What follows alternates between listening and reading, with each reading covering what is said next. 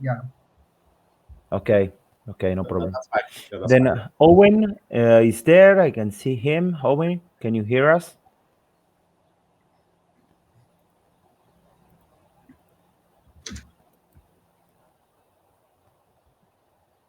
Can you hear me? Yeah, well, Just he might be joining. Yeah, he's yeah. there. Okay. Ciao. Okay. Yeah, it's Ciao, good. Mohammed. Okay, perfect. And Luisa or Paul? Corpol? Maybe they're coming. Luisa, can you hear us? I see her in the among participants. I think we can start. Yeah, I think I see him in the Yeah.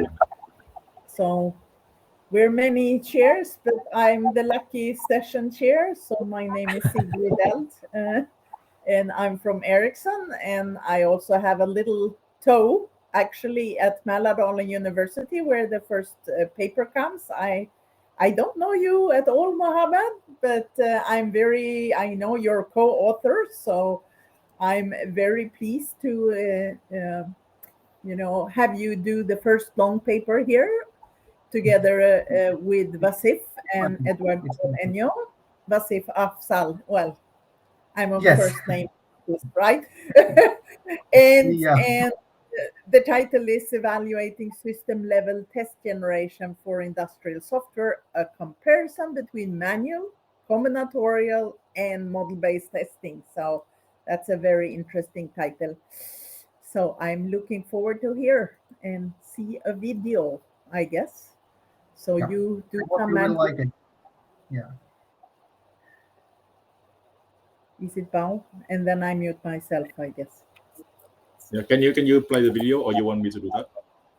Yeah, you do that. I have no idea how. Please.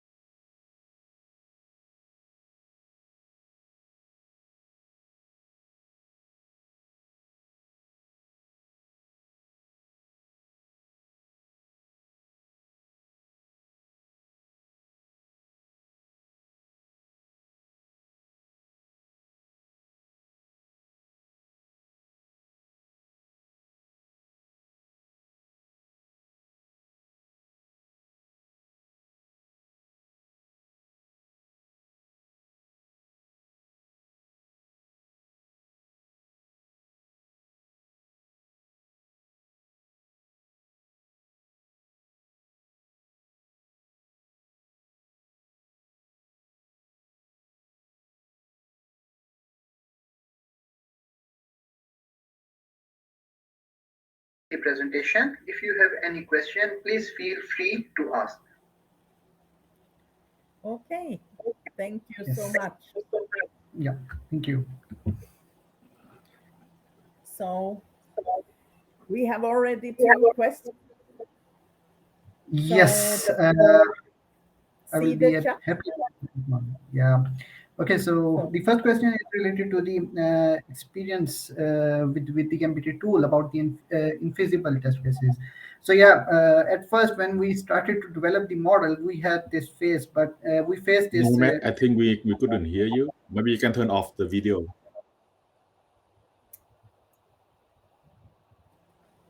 Can you hear me? Yes. Okay, so your first question is related to the invisible test cases, right?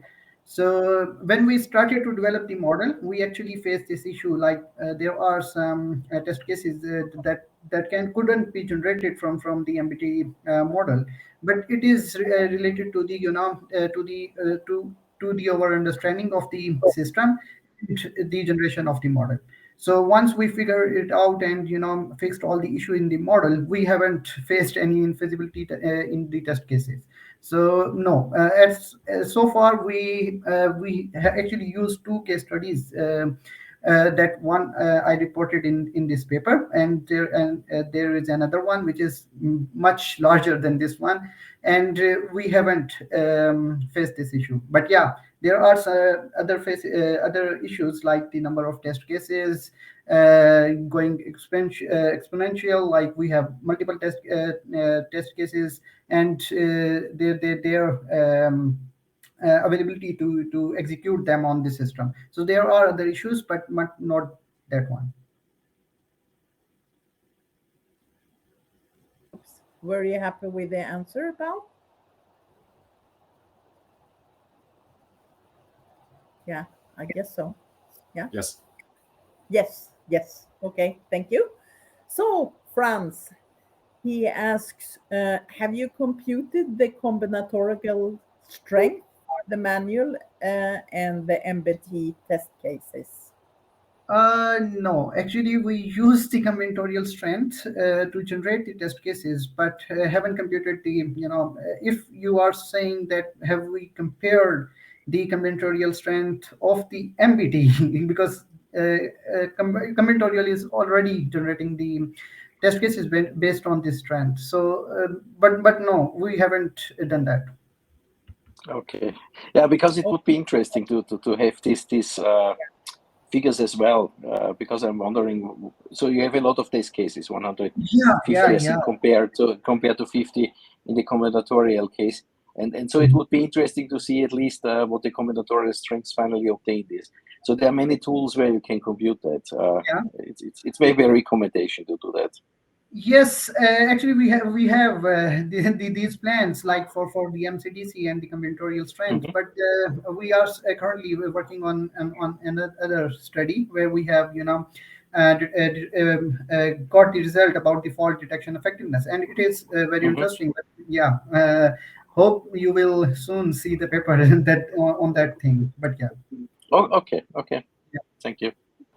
Yeah, thank you a lot. I think that was a very interesting study for sure. So I'm really, I think it's a very good way to compare really the cost, and I especially like the cost figures that you included the design, because a lot of people, when they count cost, they only count the execution. So that's not where the cost is in the design. Yes. So I'm impressed you managed to sort of count that on the manual, because that's usually already happened and so on. So good work. So are there any other questions? Yeah. We're actually thinking about the maintenance cost too, but there are certain limitations in that. But yeah, we have the plan to do it maybe in future. Yeah, that's good. Yeah. That's very good. So any other questions from the team? Or do we thank you very much, Mohammed? That was a nice presentation. And we move on. Yeah. Thank you. Yay. Applause. So now we move over to the next short paper. It says in 5 minutes, so I don't know if the program is a bit slow or I just move on. So I just move on then. So Owain Perry from the University of Sheffield, I guess you're the student, right? And with Gregory Kaphammer and Michael Hilton and Phil McMinn, all famous test researchers. And together you tackled what we discussed earlier on flaky tests. So what do developer-repaired flaky tests tell us about the effectiveness of automated flaky test detection? I'm very intrigued to hear about what you have done, right? So do I play a video here and magic happens? Yes. At the University of Sheffield. Today,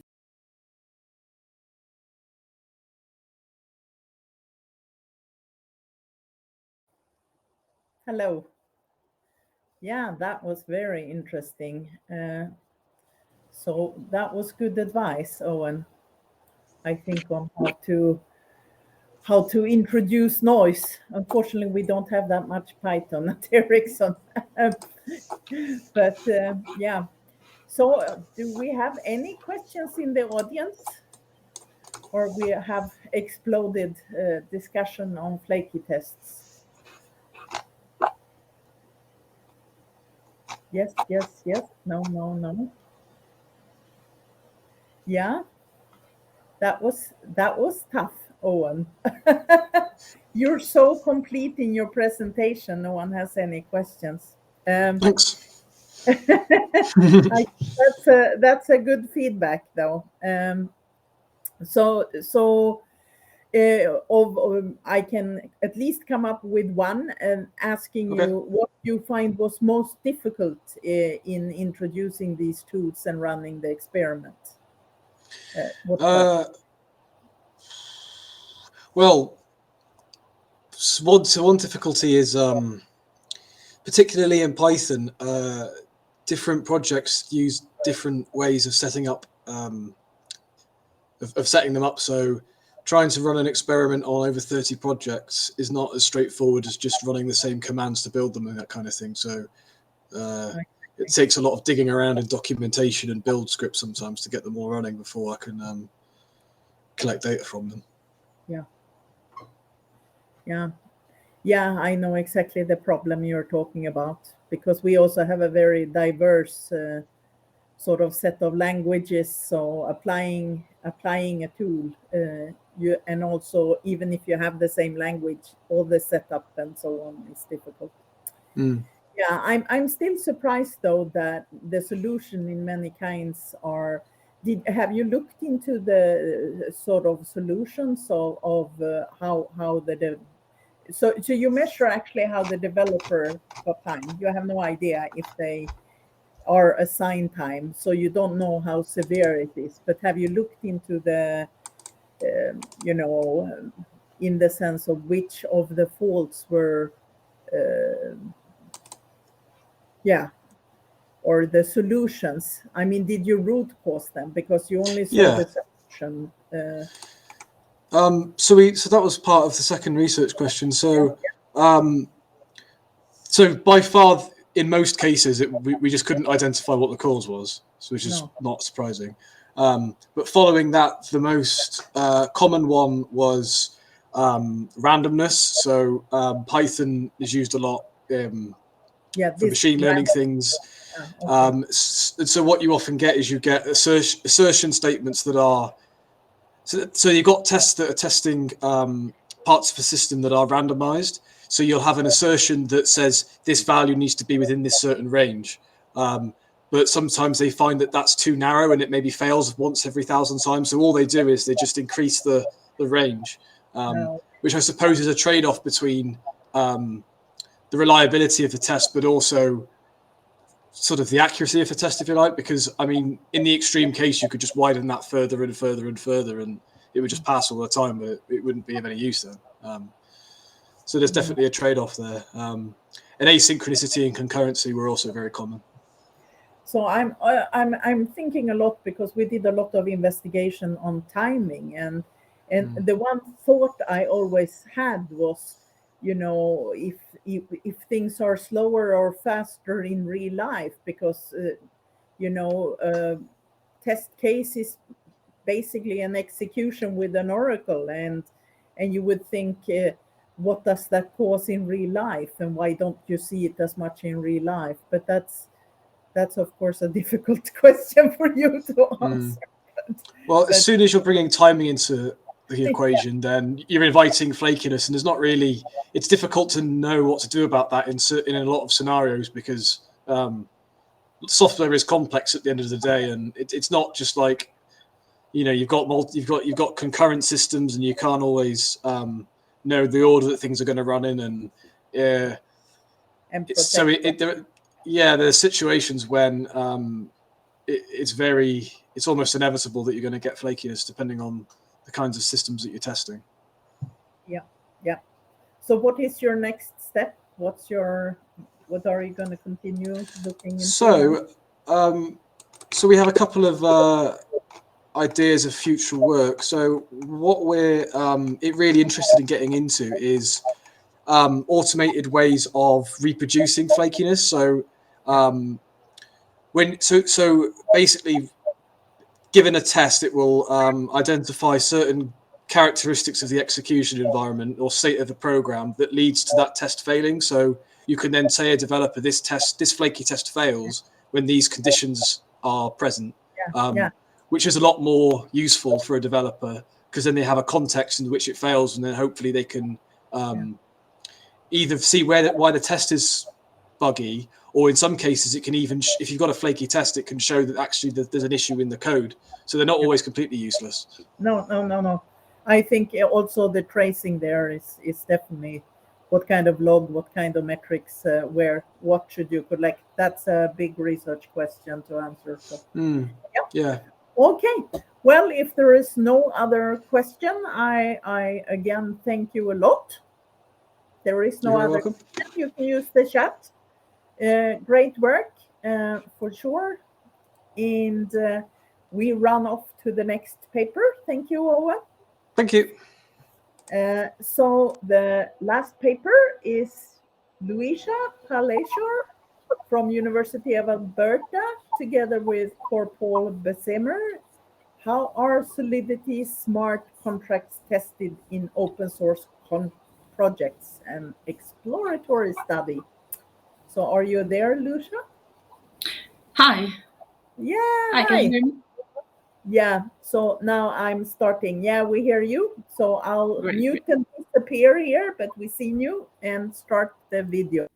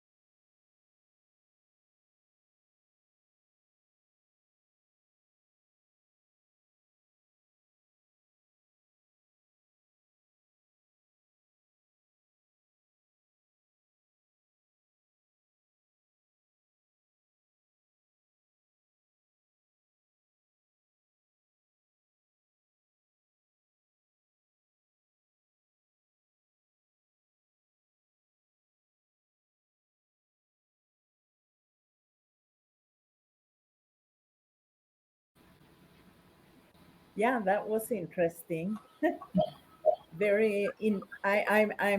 I'm just interested because I think smart contracts, you're so right. This is the name of the game right now. And I understand why you did this study, because as a researcher coming from outside, I think people are very secretive about it, but it doesn't help everyone, right? So we have one question here from Bao in the chat. I don't know if you see it. Do we have barriers that stop the test to be in the CI pipeline? Thanks for the question. That's a very interesting one. Like technically, there could be many barriers.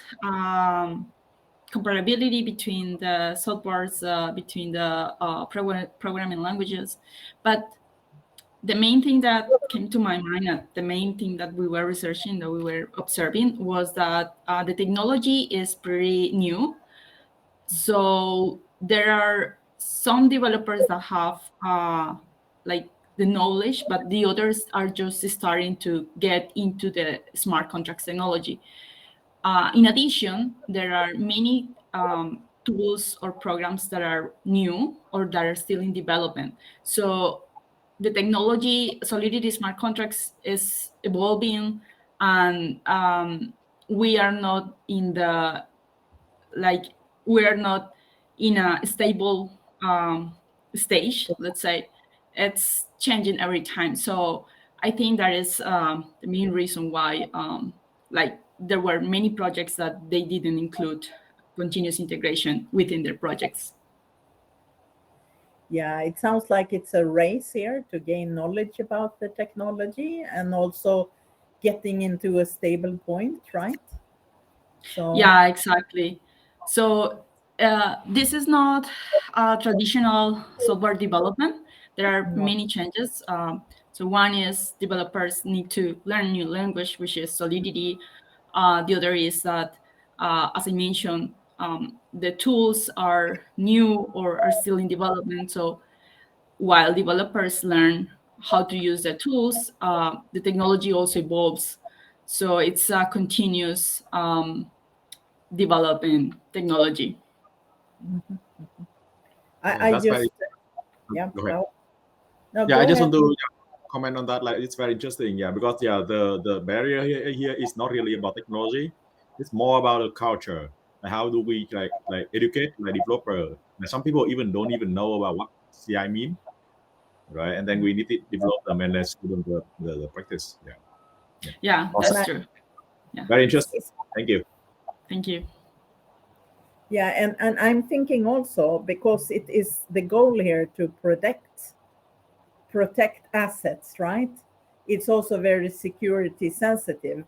So I can also imagine that if you have bad thoughts, this is an area you want to sort of be involved in to learn how to also compromise the technology. So it's really a race between security and trying to sort of stop and hinder security. So I think it's a super interesting area you have targeted. And I can only say in the future, especially now when you want to go more for A/B testing and you want to try new functionality, you really want to make sure stuff is not tampered with, and you really have control of what you did, right? So yeah, smart contract is definitely in all aspects. That's how I see, far beyond Bitcoin. It's Ethereum, and as you say. So yeah, exactly. To complement your idea, we were surprised because nowadays smart contracts are leading, at least in the cryptocurrency market, are leading the market. Like there are tons of millions of dollars that are investing all the time. And we also found that there are some projects that they don't have even tests. We found that 6% of the projects that we analyze, they do not perform tests. So it's important to know that. Pardon me? do you think it's so I'm a little curious where you get the data. It's like, are you sure they don't, it's just that they don't show how they test it? Yeah, Maybe like you? exactly. So we select projects from GitHub.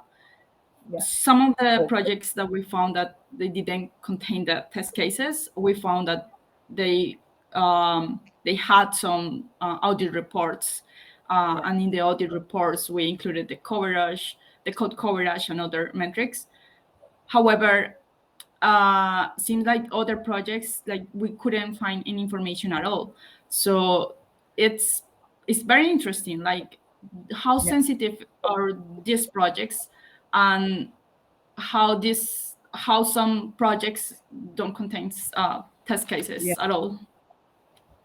Yeah, I think it's much more so you can turn it around and say there is where the money is. That's what I've been trying to tell my company all the time, that testing is the key. The source code and the programming language, yeah, but it's testing where the actual money and asset lies a lot in these technologies, I think. So yeah, very interesting study. So accidental exposes sensitive area. Yeah, that's how I feel. So any other questions? Anyone into security in the team here, or thinking about smart contracts? And I know, at least I know all big companies now, when you have worldwide development, you really want to have like the good trace and control over every build, even internal processes, because everything is information sensitive. So and it's a new threat, you can say. Before we were trusted and knew each other and so on, but I think this is where the word is. Everything is like open, and we haven't come to the trust phase yet, where we all are doing good. So we definitely need your research. I guess I can conclude that. So, okay, I don't have any more questions. Anyone in the audience? So, lot of researchers, not that many from industry, but I can tell you industry is highly, highly interested in this. So you will be very employable having those skills for sure. Okay. Well, I guess this is the conclusion, right, of our last session on empirical studies. And I would like again to thank you, Lucia, and all the authors, Owen, Mohammed. I think you have done a terrific job, really. And yeah, what should I say? Wow, Eric, you're taking over in Magic, or can you hear me? Yeah, now we can hear. Yes. Yeah. So okay. Thank you. We are a few minutes earlier, but I think we can push the closing session. So should we wait? Because if we set the closing session begins at 1:50, probably we should wait for a few more minutes. What do you think? Or should we start? I think we can start. I'm okay either way. So okay. So but first, before we decide whether we are going to start at this moment, I want to make sure that Antonia is with us, because she is going to give us an update for next year's conference. So is she with us? Yes, I am. Hello. Oh, good, I was good. here without the camera. My Welcome connection back. is not very good, but yes, I am here. Welcome back. So I guess we had a very successful conference with lots of presentations, especially the last one. So based on the session chair, I guess the presenter have no problem finding a good job. That's good. That's the important thing. Let me see. I also see. I'm looking at the attendees at this moment. Oh, I thought Franz was with us. He just signed out. He is the Franz. You are with us. You are the winner of the Best Paper Award. Congratulations. So we did support from the entire community, and the conference, we believe, will become better and better, and we are going to attract more submissions and provide a good platform, good opportunities for everyone to exchange ideas, or especially for the students get some feedback on early work. That can be very useful. Save their time to avoid making some mistakes that other people already made. That can be the most beneficial lesson for any students. So without any additional delay, so let's ask our steering committee chair, so Antonia, to give us a brief update about next year's conference, please. Yes. First, let me thank you, Bao, Guglielmo, Youngsuk, for putting together this really nice event. I have tried to follow as much as possible. Normally, following the conference from home is more difficult than being in the place and being fully committed. And I also want to acknowledge the really interesting quality of the program. And as Eric was saying, it's true that we are always improving in quality. I think this event can become a reference for software testing, and we need to improve. So this year, we still went in a virtual mode. I hope that next year we can go back to the physical, or at least mixed meeting. So we have the possibility to be more interactive, maybe, because I see that during the real in-presence AST, I remember that there are a lot of questions, a lot of discussion, and we need always to stop the discussion to go ahead and stay in the program, while in this way the interaction is much less live. I mean, there have been interesting questions, but less than what is the usual mood in AST. Now, at this point, the update is that, so we are going to issue the call for paper again for AST 2023 in Melbourne. We are already in negotiation with the ICSI organizer there. And so please stay tuned and follow us for the news. But I am not going to announce now already the theme for next year. Because I would like to try another improvement. Eric was talking about improvement, so I will accept also self-candidate for being included into the chair, into the organization. I think this is something that can refresh the mood and can also mix the expertise of veterans